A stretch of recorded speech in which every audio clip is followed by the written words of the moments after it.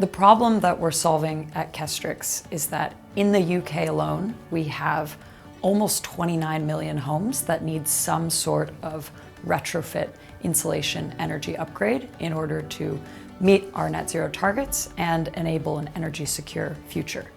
So that means between now and 2050, collectively we have to retrofit something like 1.8 homes every single minute.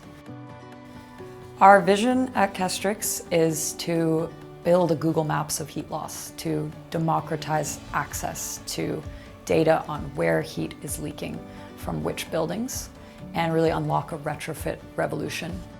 In terms of the eureka moment, it was really about, when I was sitting at home trying to figure out what the next best thing to do to my house is to make it more energy efficient, right? And so for me, it was the lived experience of having that problem and realizing that 90+% of other people probably have the same problem too. So we had to come up with a scalable way of capturing a new data set about buildings. That probably meant, well, we can't go into every building, right? So we need a way of observing a building from the outside. Kestrel at our core is a company that maps how heat escapes from buildings by applying AI to the rapid analysis of images, usually thermal images, captured by drones. We use this data to help our customers, like social housing providers, very quickly plan, prioritize, price. Many councils, local authorities especially, said, hey, these 3D heat loss maps are actually really dynamic and engaging. Do you think we could use them to help our residents understand what retrofit measures are going to go on in their house? So that sort of got us thinking, these 3D models are potentially a communication tool. Out of this grant, we've created a new product called Kestrel Home.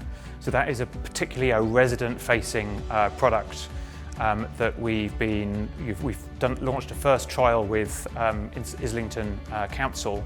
Lucy and I and a few other people from Kestrel and from my team worked together to do a bit of door knocking. We've done a few rounds of it now, and I feel like that's one of the most exciting parts to this, is being able to see what residents think when you first introduce even the idea of the drone flying and how their houses are losing heat.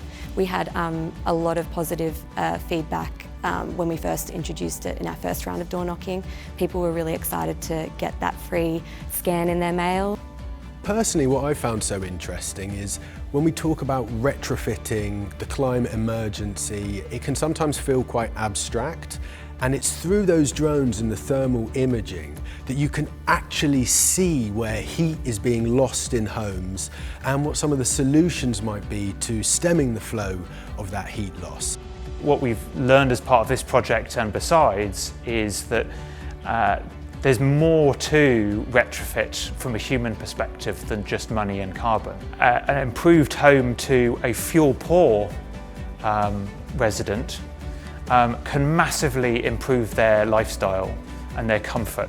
As we've dug into this, particularly with the Net Zero Living programme, we've learned how much this can impact on social care and healthcare as well, which is really, really important for our population and the world as a whole.